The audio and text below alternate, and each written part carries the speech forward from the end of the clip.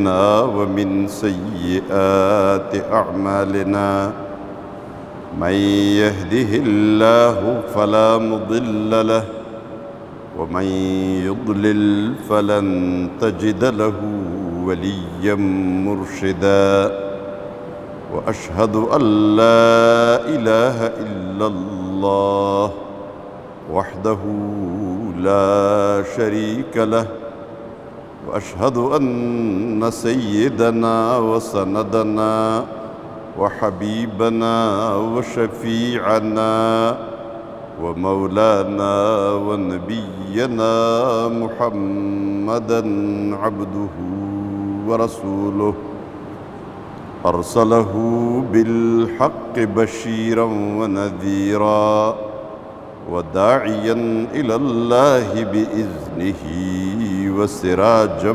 منيرا أما بعد فأعوذ بالله من الشيطان الرجيم بسم الله الرحمن الرحيم الذين كفروا بعضهم أولياء بعض إلا تفعلوه تكن فتنة في الأرض وفساد كبير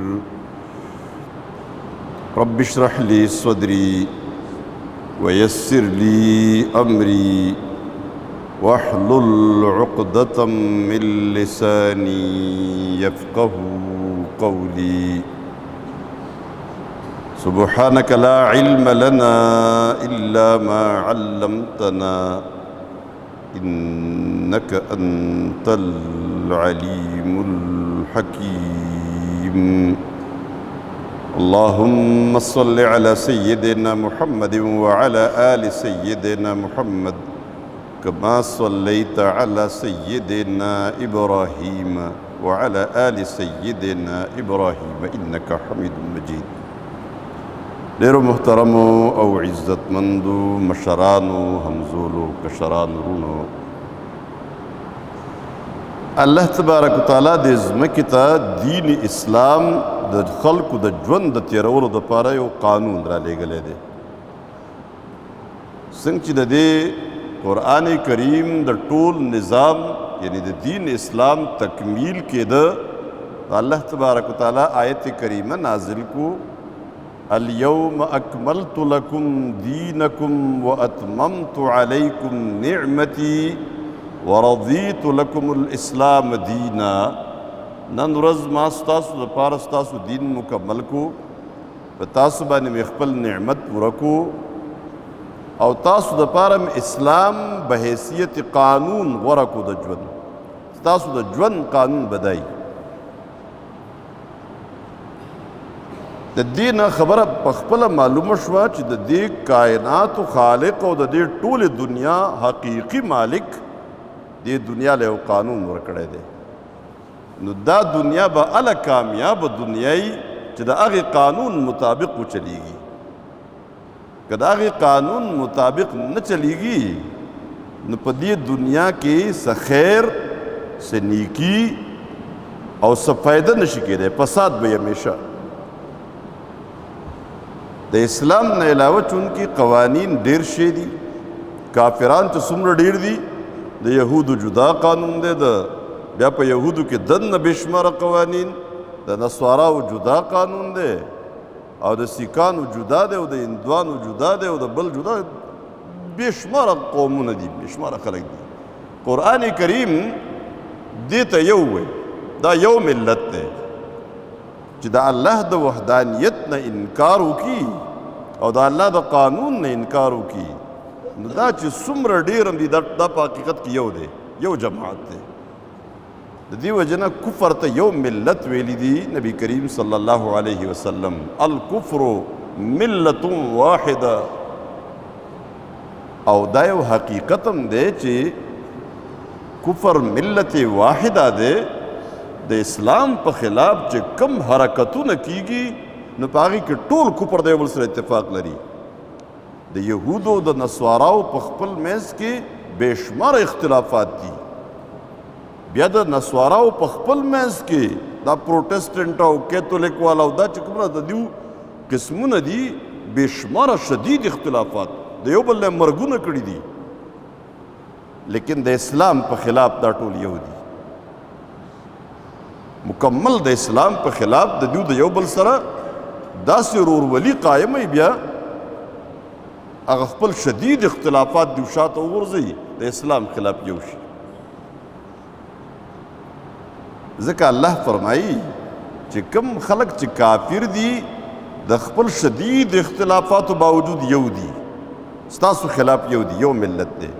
که تاسو هم دا کار ونه کو چې د یو دین منونکي یئ، تاسو په خپل منځ کې یو ځای نه شوئ او د دیو په مقابله کې ونه درېدئ، نو تکن فتنة فی الارض وفساد کبیر، په دې ځمکه کې به یو لویه فتنه برپا شي او یو عظیم فساد، یو لوی فساد به شروع شي.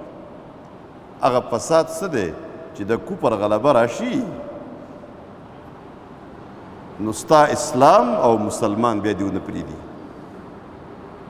کله چې د اسلام غلبه وي نو کافر په خپل وطن کې هم د مسلمان نه یریږي. د اسلام غلبه وکړه په یو زمانه کې حضرت عمر رضی الله تعالی عنہ خلیفه دی او اسلام غالب قوت دی په دنیا کې. یو الچی سفیر راغی، د ایران سفیر راغی، تپوس کوي یا د ایران دی یا د روم دی، سوپر پاور سفیر راغی. نو چې امیر المؤمنین څه شو، نو چا ورته وي چې هغه خو د بیت المال اوښان داسې بهر وتي دي، د هغې تماشې له تللی دی، نگراني کوي که نه، د بیت المال اوښان دي، د هغې څارنې له. هغه دې ته مې حیران شو چې بادشاه څنګه د اوښانو ساتلو دپاره وځي، خو پسې روان شو لاړ. داسې بار لږ صحرا ته چې ووته، د یو ونې لاندې یو ګټه خښته غوندې پرته ده، هغې سر ته ایښودې ده او د پاسه پرې اوده دی او ښه مزېدار اوده دی. هغه ورته ودرېده، وی دا هغه کس دی چې یو لنګ یې اغوستی دی، سمې جامې هم نشته او خښته یې سر ته ایښودې ده او باندې اوده دی، او د ده نوم چې مونږ هلته واورو نو مونږ هلته رپېږو، دومره یره او روب دی ده. دا ټاټ باټ خو نه و، لیکن اسلام په قوت کې و، د اسلام غلبه وه. د مسلمان توره د هغه په لاس کې ښکاره کړې توره نیولې وه، نو کفر خاموش یوازې نه یریده به. روب او هیبت د اسلام چې کله و، خلیفه هارون الرشید په زمانه کې په روم باندې یوې ښځې حکومت کو، نو انقلاب راغی و، د دې ښځې حکومت ختم شو. ارینی نوم باندې په تاریخ کې نوم راغلی دی، نو نغفور په نوم د روم بادشاه راغی، سړی راغی. نو د مخکې نه خو د روم حکومت به هارون الرشید خلیفه ته ټیکس ادا کو، نو هغه په نشه کې بادشاهي واغسته. نو هارون الرشید ته خط ولیکه، خلیفه هارون الرشید، او خط یې ورته داسې ولیکه، وی دا زمانه مخکې چې کومې ښځې حکومت کو دا ډېره قمقله وه، تا له ټیکس درکو، اوس وی ته واوره ته به مونږ ته ټیکس ادا کوې، دا مخکینی م واپس کا او آینده به ته ټیکس ادا کوې د روم سلطنت ته. ډېر نشه وه که نه. دا خط راورسېده، نو خلیفه هارون الرشید ناست دی او خط یې ولوسته.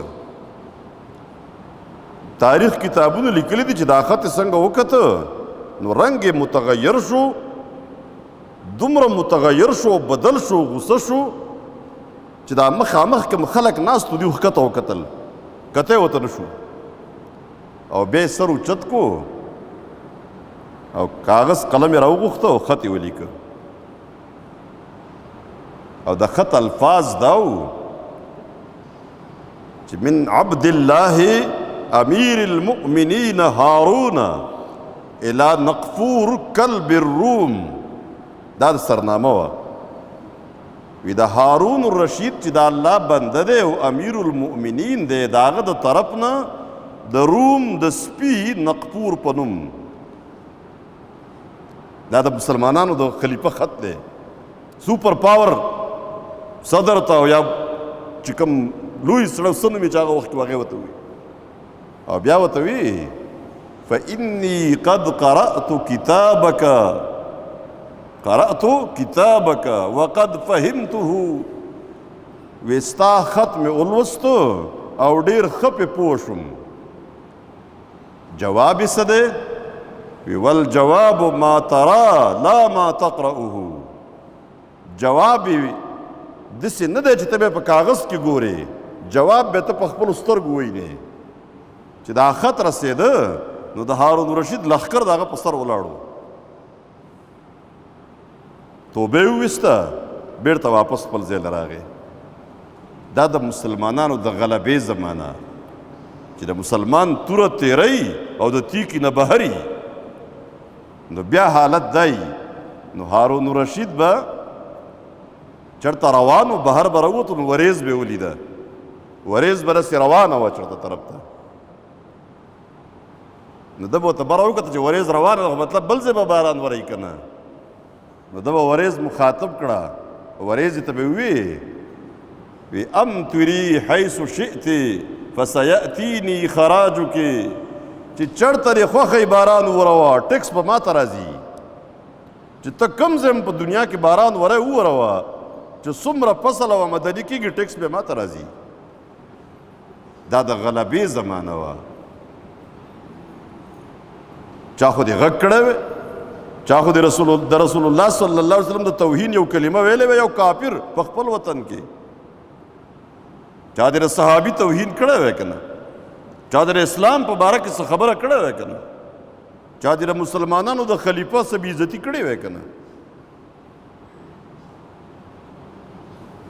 نن فرانس والا اعلان بیا کړی دی چې موږ به بیا خاکې جوړو، هغه مجلد چې کوم رساله شایع کېږي، او د فرانس صدر وایي چې زه دې باندې څه افسوس هم نه کوم او زه د دې ممانعت هم نه کوم، دا د پریس ازادي ده. کوي به خاکې به د رسول الله صلی الله علیه وسلم جوړوي، نقشې به جوړوي، شکلونه د توهین دپاره، د بې عزتۍ دپاره. د مسلمانانو په زړونو کې یو بل شکل د ورچولو دپاره. مسلمانانو احتجاج کړی دی نو هغه ګرفتار دي. د دې نه مخکې چې کوم مسلمانان دي ګرفتار کړي، د هغې په هغې باندې مقدمات قایم کړي دي باقاعده. زه یم فرانس والا دا یاد وساتئ، دا وخت به هم ډېر زیات نه وي. دې حد ته چې څوک ورسي نو دا تاسو ته معلومه پکار ده چې مسلمان په هر څه باندې سودابازي کولی شي، لیکن د رسول الله صلی الله علیه وسلم په ذات مبارکه باندې دا بیله خبره ده چې زموږ په وطن کې هم داسې څه بې غیرته موجود دي چې هغوی له غیرت نه ورځي، لیکن د مسلمانانو اکثریت دا نشي برداشت کولی. د دې ښه انجام به نه، د دې به ډېر بدترین انجام تاسو ته میلاویږي. او د دې سره سره زموږ په ملک کې نن په یو داسې منظم انداز کې د صحابهو د توهین سلسلې شروع شوي دي. د صحابه کرامو شان د کمولو، د مؤمنانو په زړونو کې د صحابهو شان یو اوچت شان دی، لیکن د صحابهو په باره کې په دې سوشل میډیا باندې خصوصا مسلسل بلکې یو بل سازش شروع شوی دی. هغه داسې دی زموږ دا ویډیو ټول زی د جمعې د خطبې او دا څه چې دي په لکونو خلک دی چې هغې ته دا رسې هغې اوري، نو داسې څه نور علما هم چې دي نو د هغې په ویډیو باندې ډبینګ کوي، خبرې شکل د عالم دین دی او خبرې بل څوک کوي، او صحابو ته او پیغمبر ته رسول الله صلی الله علیه وسلم ته او قرآن ته او دین اسلام ته بدې ردې وایي چې لکه دا دی وایي. نو خلکو ته خو پته ده، زما اواز خلک پیژني،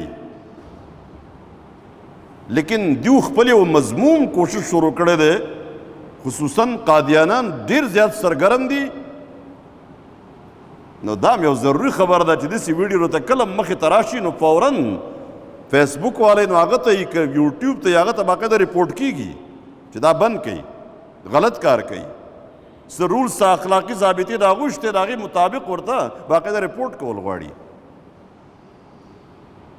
یعنې ما خپل یو ویډیو کتلی دی چې داسې ګډې وړې وایي، مختصر غوندې یو شی جوړ کړی چې خبرې څنګه خوله زما خوځ یم دغه شان هغه خبرې کوي. د دې ماهرین دي خپل. یعنی مسلمان چې په خپله مسلمانانو په ملکونو کې چې دا میډیا د ده په کنټرول کې ده، دا سایبر کرایمز والا چړته دي، دا ادارې ټولې چړته دي، لیکن زموږ حکمرانان هم په دې کې ډېر څه کار نه لري. دا د مسلمانانو لکه چې خپل کار دی.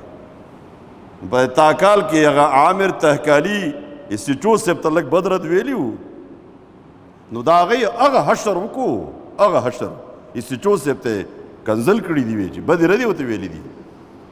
هغه حشر یې وکړو چې سړی ویلی نه شي.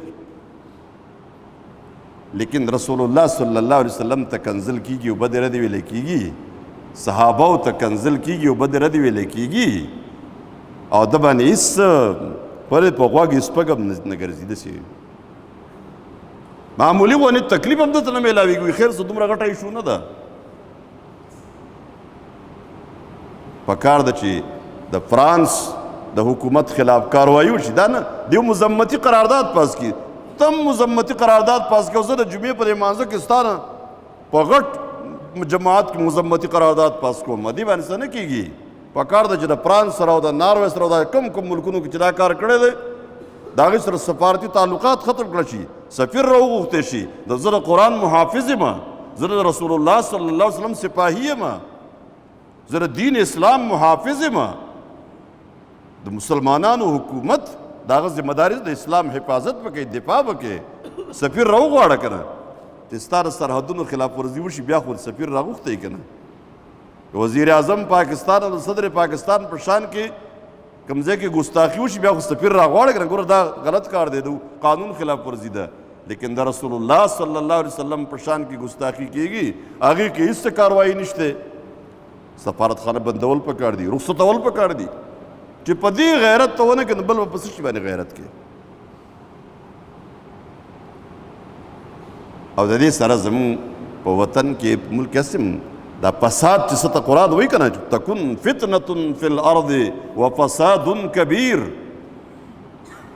نو تاسو ګورئ یو طرف ته د فرانس خاکې، بل طرف ته سویډن والا بیا قرآن سوځولی دی. سویډن حکومت دی ووایي چې هغه قانون دا کړی و، پابندي لګولې وه. دا څنګه پابندي وه؟ هلته خو چې پابندي ولګي نو مرغۍ وزر هم نشي رپولی. پابندي هم ولګېده او کاروایي هم بیا وشوه. لیکن کاروایی څنګه؟ د سویډن حکومت بیا به کاروایی کړي. څه کاروایی کړې ده چې کوم مسلمانانو احتجاج کړی هغه گرفتار کړي دي. شیخ سعدي رحمه الله پر خپل ګلستان سعدي کې یو قصه لیکلې ده، عجیبه قصه ده، دلته پیټ کیږي. یو غریب سړی و، فقیر، سوال به کو.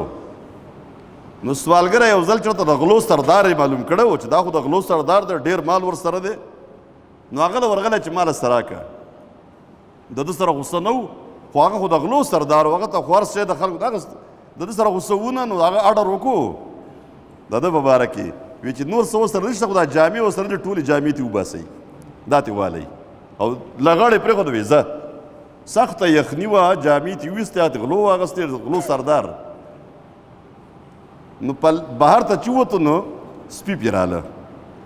سړی بې جامو روان دی، بې حجابه. نو سپي پرې راجمع شو، د کمر ته لاس کو چې کمر رالم سپی پې وولم. نو هغه یخو هغه پرخه شوي که نه، هغه شوي نو یخبند کلک نیولی و کمر. نو کمر نه راښته.